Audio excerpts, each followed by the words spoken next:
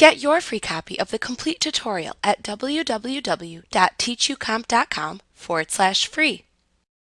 To save an image for online display, use the Save for Web dialog box to make sure the image file is as small as possible without sacrificing image quality, while also ensuring the format you use displays correctly online. To view this dialog box, choose File, Save for Web from the menu bar. Then use the settings available at the right side of this dialog box to set the size and quality settings for the image. You can use the Preset drop-down to select a preset image format. You can also set custom options in the area below that by using the settings available for the selected format. You can save a simple vector drawing with few colors as a GIF. You can save more complex photography with many colors as a JPEG or PNG file. Many times, however, the file that you have created in Elements is just too large for easy download on the web. In that case, you can set a new width and height for your image to change the image size. You can also click the Constrain Proportions link icon to toggle that feature on or off as needed.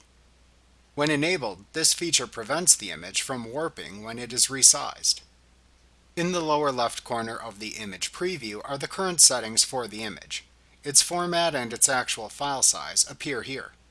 Below that, you can see how long it takes to download it for a given internet connectivity speed.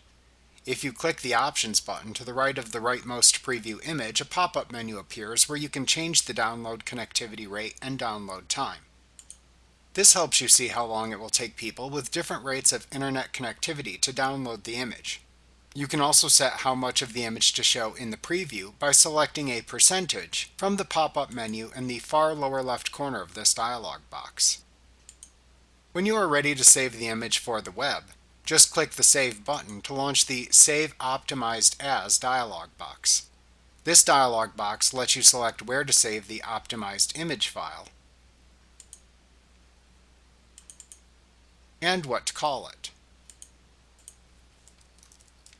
Just click the Save button in this dialog box to save the optimized image.